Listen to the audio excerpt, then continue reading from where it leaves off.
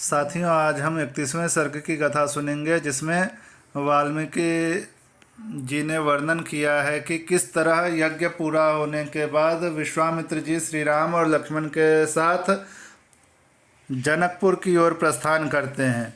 किस तरह जनकपुर में उस शिव धनुष का महत्व विश्वामित्र जी ने राम जी को समझाया है और मार्ग में फिर सोनभद्र नदी के पास विश्राम करते हैं।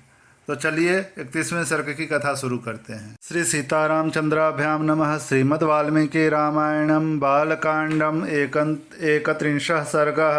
श्री राम लक्ष्मण तथा ऋषियों सहित विश्वामित्र का मिथिला को प्रस्थान तथा मार्ग में संध्या के समय सोनभद्र तट पर विश्राम।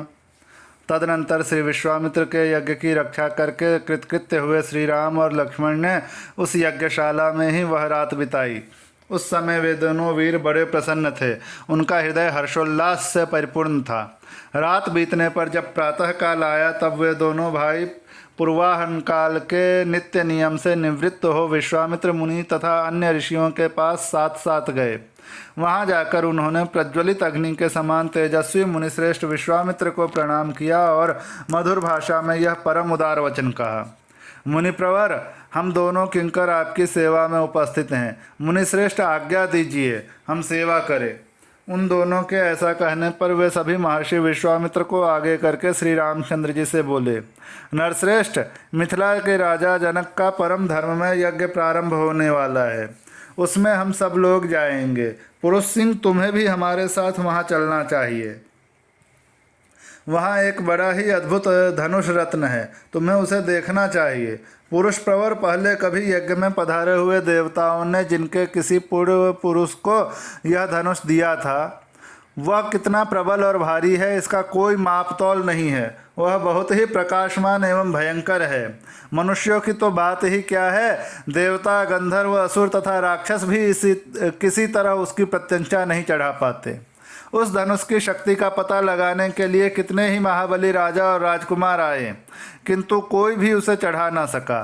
ककुत्स कुलनंदन पुरुष सिंह राम, वहाँ चलने से तुम महामना मिथिला नरेश के उस धनुष को तथा उनके परम अद्भुत यज्ञ को भी देख सकोगे। नरश्रेष्ठ, मिथिला नरेश ने अपने यज्ञ के फल रूप में उस उत्तम धनुष को मांगा था, अतः संपूर्ण देवताओं तथा भगवान शंकर ने उन्हें वह धनुष प्रदान किया था। उस धनुष का मध्य भाग, जिसे मुट्ठी से पकड़ा जाता है, बहुत ही सुंदर है। रघुनंदन, राजा जनक के महल में वह धनुष पूजनीय देवता की भांति प्रतिष्ठित है और नाना प्रकार के गंध, धूप तथा अगर आदि सुगंधित पदार्थों से उसकी पूजा होती है। ऐसा कहकर मुनिवर विश्वामित्र जी ने वन देवताओं से आज्ञा ली और ऋषि मंडली तथा राम लक्ष्मण के साथ वहां से प्रस्थान किया। चलते समय उन्होंने वन देवताओं से कहा, मैं अपने यज्ञ कार्य सिद्ध करके इस सिद्धाश्रम से जा रहा हूँ। गंगा के उत्तर तट पर होता हुआ हिमालय पर्वत की उपत्यका में जाऊंगा। आप लोगों का कल्याण हो। ऐसा कहकर तपस्या के धनी मुनिश्रेष्ठ कौशिक ने उत्तर दिशा की ओर प्रस्थान आरंभ किया।